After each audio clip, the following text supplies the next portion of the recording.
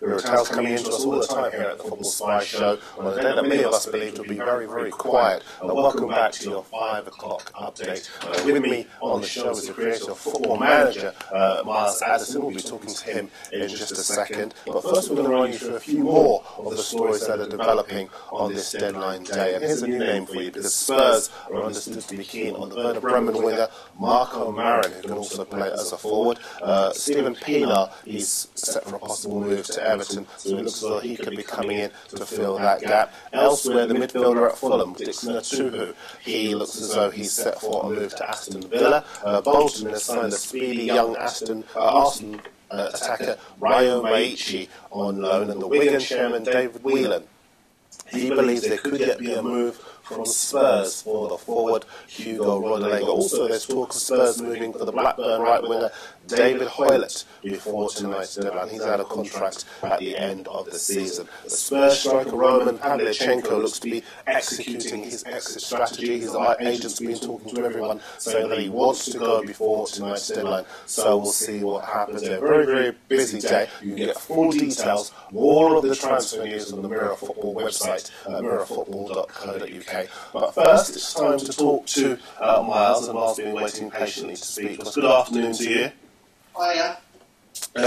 Very busy final day of the transfer window. What have you made of it all? Because I know you disagree with my view on it, don't you? Well, it has been busy in that there have been lots of deals done, but there hasn't been in this window that one massive deal that's ended up triggering the domino effect, if you like, in terms of other players moving. So there's loads of players moving on loan, and there are a few interesting moves. As a Watford fan, I'm kind of hoping that Adrian Mariappa doesn't leave today, but if he does end up going, then wish him well in the Premier League. Let me just ask you on that, Miles, because I mean, Mariappa is 25 years old. He's playing for a club in the Championship and the Premier League outfit. Newcastle coming for him. So too do Wigan, but they look to be a relegation outfit with respect to them.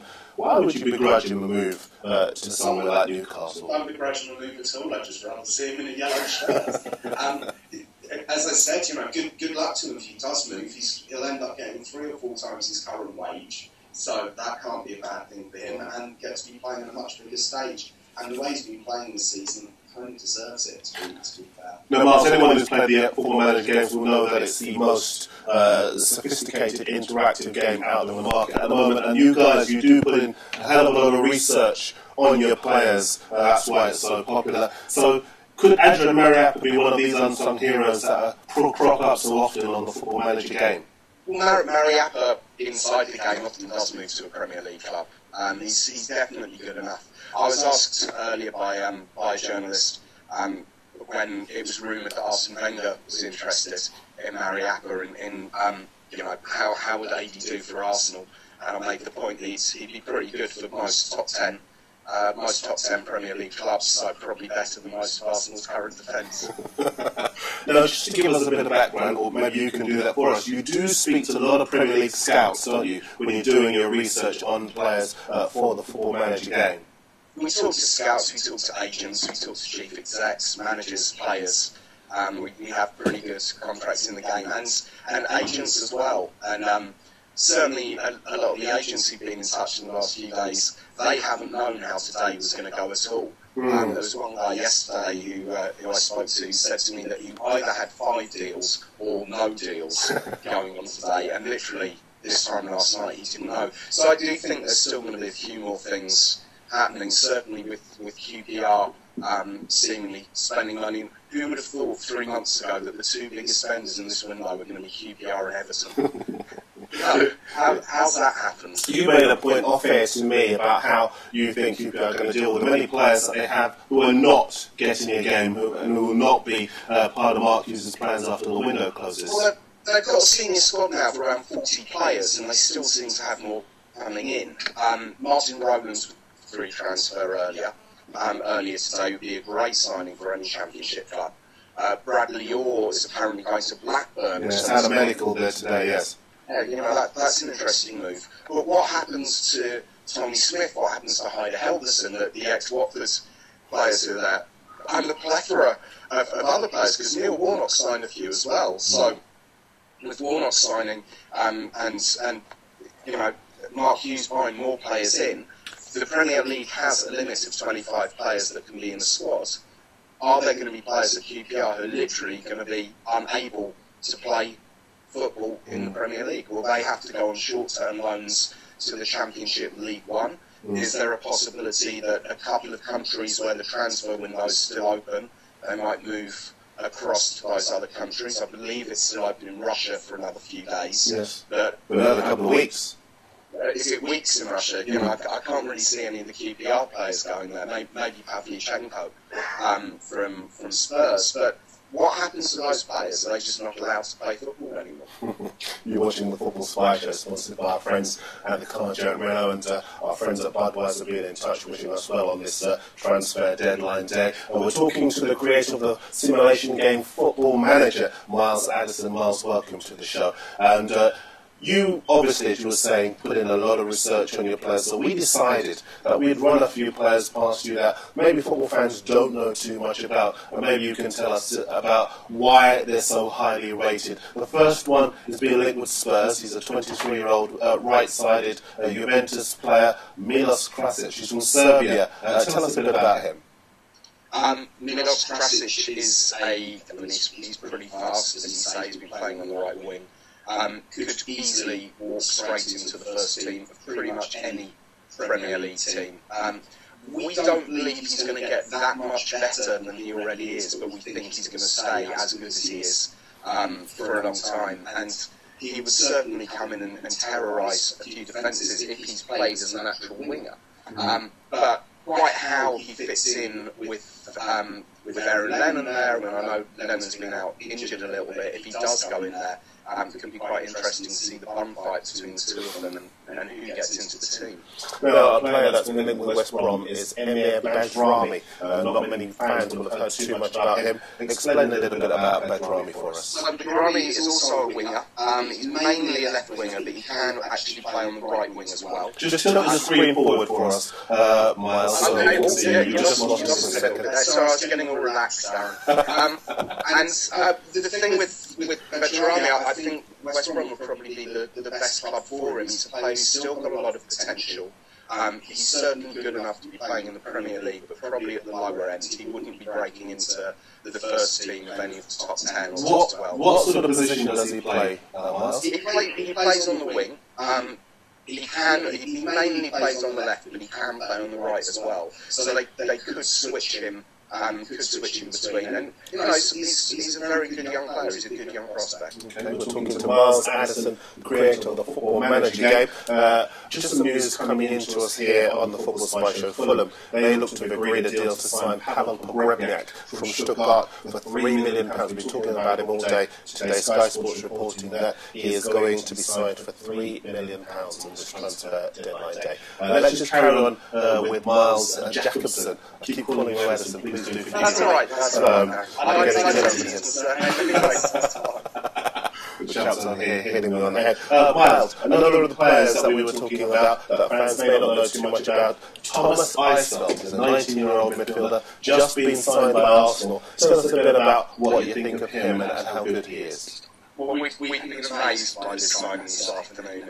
Thomas is a young central midfielder, quite an attack-minded midfielder. He's only 19. I don't even think he's played for the first team at Dortmund. He's been through their youth team, been through the reserves. It might be that he's played at some point in the last month. We just haven't had that research through. He's a decent enough player, but he's been out injured for quite a long time. He had quite a bad injury. And our scouts who are watching him week in, week out think that he's good. They think that he could make it, but certainly not as hot a prospect as someone like Oxlade-Chamberlain or Walcott or the other players that Arsenal seem to sign for what is a substantial fee for a player of his age that's got so little experience. But how can any of us argue with Arsene Wenger? You know, you look at the young players that he's brought through and the way that he bloods them. He knows what he's doing, so this could be one where Arsenal knows better than us. I'm not sure he knows too much better than you. You know everything, don't you? Loic Remy, the striker at Marseille, the Marseille chairman saying today that Spurs have turned down an Marseille have turned down an £18 million bid from Spurs for him, which would seem a hell of a lot of money. Just how good is he, and could he make the transition to the Premier League? Well, he's got nearly a goal a game for his last two clubs in France over the last few seasons. He's still only 25. He's a very, very powerful player. And whilst maybe 10 years ago the French league wasn't that strong, you've just got to look at some of the players who've been coming out of that league. Ben Arthur, Tiote. So there's definitely the quality there. It's not like, and I might get told off for this on Twitter later, but it's not like the Dutch league where players can go who aren't necessarily doing that well in England. I think the young Man City player, John Guideetti's out in Holland at the moment and averaging more than a goal a game. Yeah, wouldn't get into the first team here. Loic Remy is a special player, and I think any club that sign him would be getting a fantastic signing.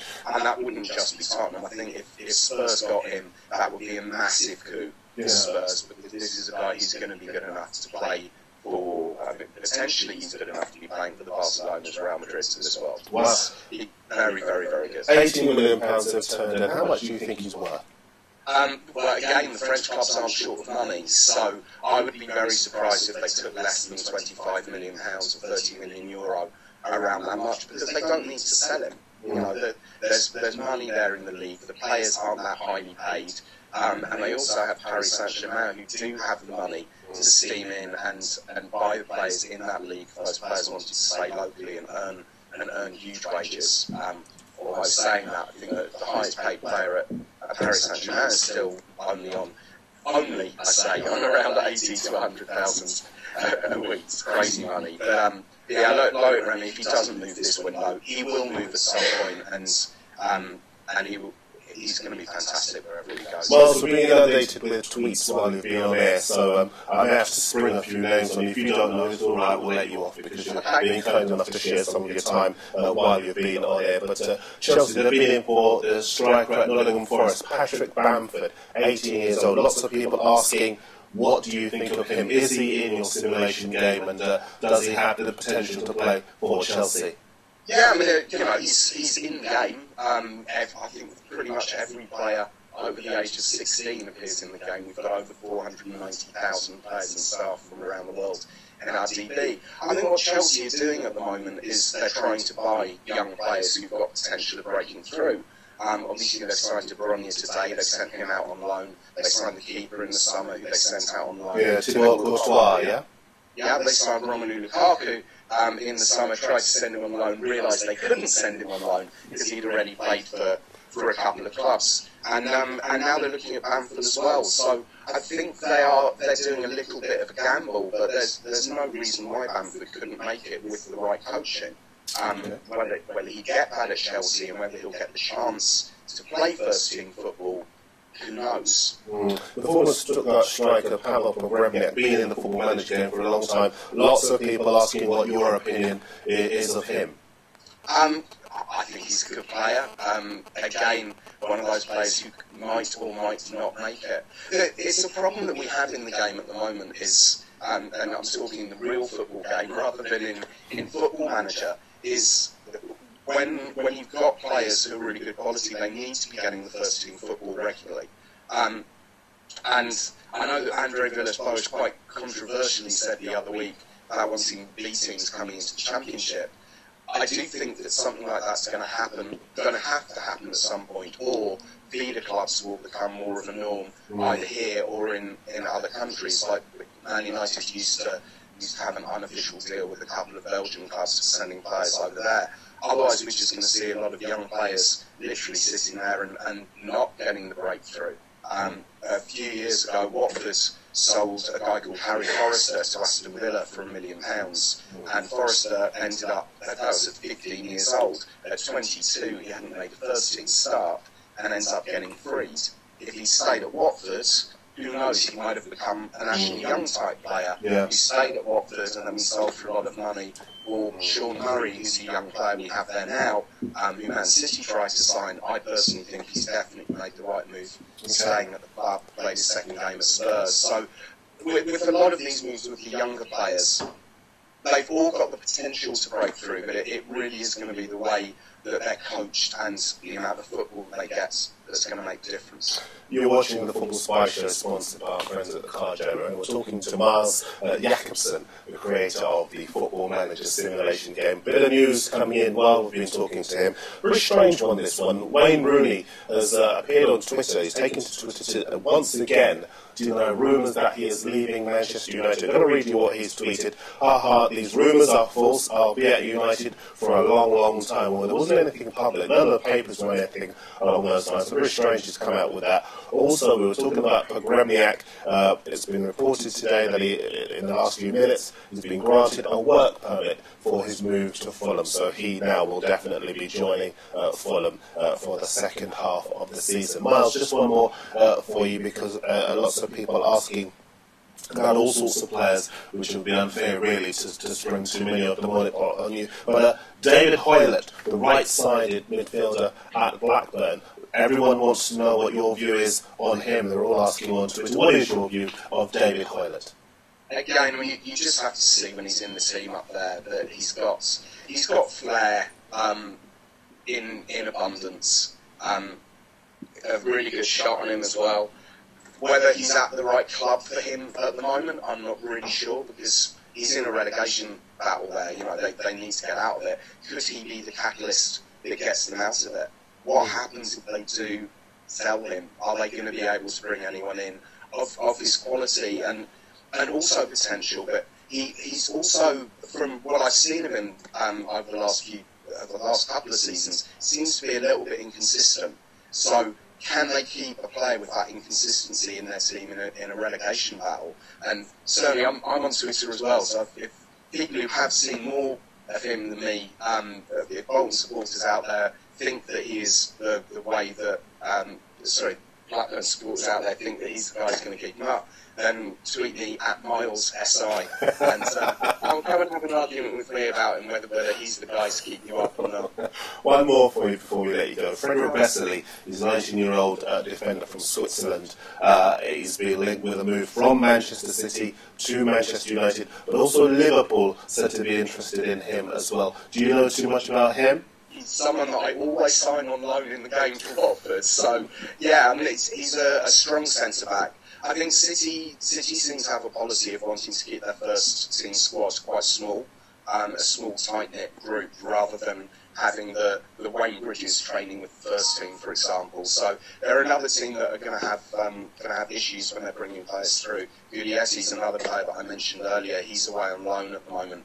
I would be surprised if Man City did sell him to one of their rivals, if you like, in the northwest. That seems like quite a strange move to me, unless they know something that the other clubs don't, because of course none of us know that much about the player's mental stats, mental characteristics. You just have to have a look at a player like Ravel Morrison, who I'm not sure whether his deal has gone through with West Ham or not today, but certainly he's a fantastic young prospect, but for some reason Sir Alex doesn't think he's going to break through, so is obviously letting him go. But Vesely just hasn't had his chance at City to be able to prove himself, but he's certainly a very, very, very good, strong young centre-back. And I expect if he does get a deal somewhere else, I don't expect him to be in the first team straight away. Expect a loan move away from him either for the rest of the season or for next year.